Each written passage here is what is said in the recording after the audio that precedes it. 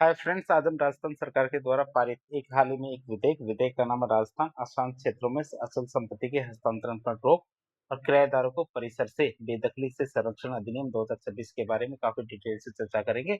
आप हमारे साथ बने रहिए ताकि आपको इसके बारे में जानकारी प्राप्त हो सके।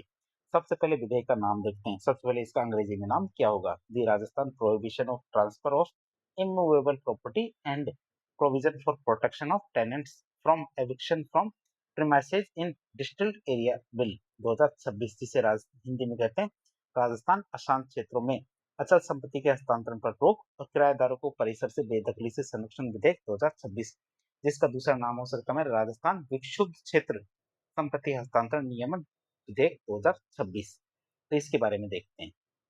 फिर इसे पारित होने की तिथि की बात करें तो 6 मार्च 2026 को इसे पारित किया गया था, जिसको कैबिनेट की मंजूरी हमारे 21 जनवरी 2026 को दे दी गई थी।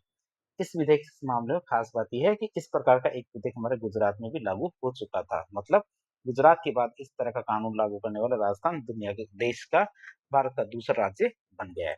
अब बात करें विधेयक क्यों लाया गया, विधेयक के मुख्य उद्देश्य क्या थे। उद्देश्यों की बात करें तो विधेयक के पीछे हमारे 3 मुख्य उद्देश्य थे। इस कानून को लागू करने के पीछे सरकार के मुख्य 3 लक्ष्य थे। पहला था जबरन बिक्री मतलब डिस्ट्रेस सेल पे रोक लगाना।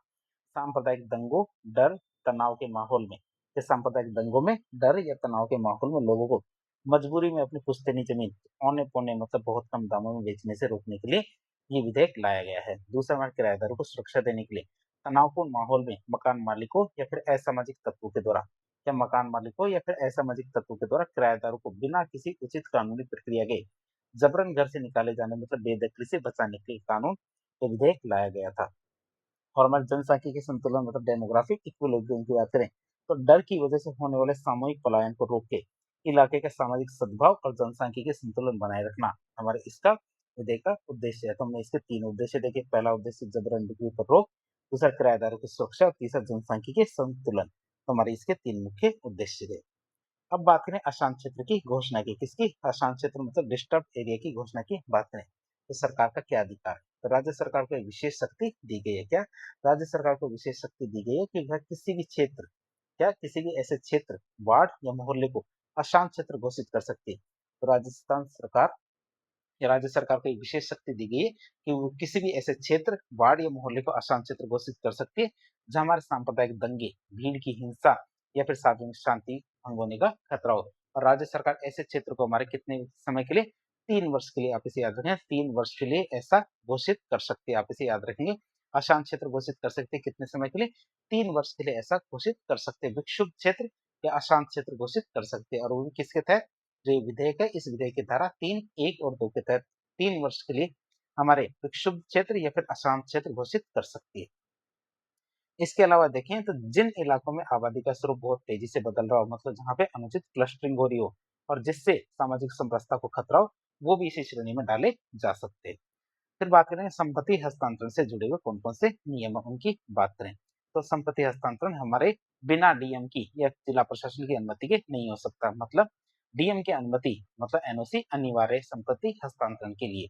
यदि कोई भी इलाका अशांत मतलब विक्षुब्ध क्षेत्र घोषित हो चुका है, मतलब अधिसूचित हो जाता है, तो वहां कोई भी नागरिक अपनी अचल संपत्ति जैसे मकान, जमीन, प्लॉट, दुकान, इनको बिना जिला मजिस्ट्रेट या जिला प्रशासन की अनुमति या जिला कलेक्टर की पूर्व लिखित अनुमति के बेचना, लीज देना या गिफ्ट नहीं कर सकता। आप इसे याद रखेंगे कि कोई भी व्यक्ति क्या है, बिना जिला मजिस्ट्रेट या फिर हमारे जो हमारे जिला प्रशासन है उसकी अनुमति के क्या है, लीज पे भी नहीं दे सकता, बेच भी नहीं सकता, गिफ्ट भी नहीं दे सकता। वहां से एनओसी लेना अनिवार्य है। जब कोई भी व्यक्ति यदि बेचेगा या फिर लीज देगा या गिफ्ट करता है, तो उससे पहले क्या करना पड़ेगा? उसे आवेदन देना पड़ेगा। आवेदन कहाँ करना पड़ेगा? जिला प्रशासन में हमारे आवेदन करना पड़ेगा। फिर जिला प्रशासन में आवेदन करने के बाद जिला प्रशासन क्या करेगा? उसकी गहन जांच करेगी। तो अनुमति देने से पहले जिला कलेक्टर जांच करवाएगा कि संपत्ति बेचने वाला व्यक्ति सिर्फ डर, सांप्रदायिक दबाव या धमकी में आके तो ऐसा नहीं कर रहा। पूरी बिक्री क्या पूरी तरह से उसकी अपनी मर्जी मतलब वॉलंटरीली होनी चाहिए। तो ये चीज जांच की जाती है। तो जांच की बात करें तो जब आवेदन करता है कोई भी व्यक्ति अपनी संपत्ति को बेचने के लिए, लीज देने के लिए या फिर गिफ्ट करने के लिए, तो ये जांच के लिए जो आवेदन करेंगे तो उसके 3 महीने के अंदर, कितने? 3 महीने के अंदर अंदर जो सरकार के द्वारा जांच की जाती है वो 3 महीने के अंदर कर ली जानी होनी चाहिए। तो विशेष ही परिस्थिति आए तभी मामले में या विशेष मामले में ही इस 3 महीने की अवधि को आगे बढ़ाया जा सकता है, नहीं तो 3 महीने के अंदर-अंदर ये जाँच करनी होगी। अब जो जाँच अधिकारी आएगा, मतलब जो सक्षम प्राधिकारी आएगा, वो क्या देखेगा? वो देखेगा कि जो हमारे बेच रहे हैं और खरीद रहे हैं, तो बेचने वाला अपनी पूर्ण सहमति से बेच रहा है या नहीं? कहीं दबाव तो नहीं है या फिर उचित मूल्य पर बेचा जा रहा है या नहीं? इन चीज़ों की जाँच करेगा। फिर अवैध जो लेन-देन होंगे, उन्हें शून्य या नल और void करार दिया जाएगा। तो अवैध लेन-देन की बात करें नल एंड void की, तो यदि बिना आधिकारिक अनुमति के कोई व्यक्ति गुपचुप तरीके से रजिस्ट्री या खरीद-फरोख्त करता है, तो कानून की नज़र में वो पूरी तरह से अमान्य या शून्य माना जाएगा। बात करें इस सज़ा और जुर्माने के प्रावधान की पेनल्टीज़ की बात करें, तो नियमों को सख्ती से पालन सुनिश्चित करने के लिए कड़े दंड का प्रावधान किया गया है, जिसमें हम जेल की सज़ा की बात करें, तो इस कानून का उल्लंघन करके अवैध रूप से संपत्ति की खरीद-फरोख्त करने वालों को 3 से 5 साल की जेल और हमारे क्या पैसों का भी जुर्माना दिया जाएगा। पैसों की बात करें, पैसे कितने होंगे? कम से कम उनसे 1 लाख रुपए का जुर्माना होगा। कितना? 1 लाख रुपए का जुर्माना होगा और यदि संपत्ति बेच दी गई है, तो जितनी उसकी संपत्ति की मूल्य होगा, क्या? संपत्ति का जो मूल्य होगा, उसका 10% आप इसे याद रखेंगे, संपत्ति का मूल्य होगा उसका 10%, ठीक है? जुर्माना जो भी ज़्यादा हो या तो 1 लाख रुपए या फिर संपत्ति के मूल्य का 10% जो भी ज़्यादा होगा, वो अर्थदंड के रूप में जुर्माना लिया जाएगा। आप इसे याद रखेंगे। बात करें अपराध की श्रेणी की, तो इस कानून के तहत दर्ज किए जाने वाले मामले क्या संज्ञेय मतलब कॉग्निजेबल और गैर जमानती श्रेणी में शामिल हो गए। मतलब पुलिस बिना वारंट के भी हमारे उस व्यक्ति को गिरफ्तार कर सकती है। किसको? खरीदने वाले को। फिर विधेयक से जुड़े हुए कुछ विवाद और आपत्तियों की बात करें, तो हालांकि ये कानून सुरक्षा के उद्देश्य से लाया गया है। ये कानून हमारा किस उद्देश्य से लाया गया है? सुरक्षा के उद्देश्य से लाया गया है। लेकिन फिर भी विपक्षी दल और कानून विशेषज्ञ इसमें बहुत सारी कमियां बताते हैं, जिनके प्रति उनकी चिंता दिखती है। बात करें कमियों की, तो कमियां कौन कौन सी हैं? पहली कमी आती है हमारे क्या संवैधानिक अधिकारों का हनन करता है ये विधेयक। तो आलोचकों का ऐसा कहना है कि ये कानून हमारे नागरिकों की स्वतंत्रता के अधिकार मतलब अनुच्छेद 14 और भारत में कहीं भी संपत्ति रखने और व्यापार करने की जो स्वतंत्रता है उनकी, उनके अधिकार को हनन करता है। तो शहरी अलगाववाद मतलब गेटोजाइजेशन का खतरा।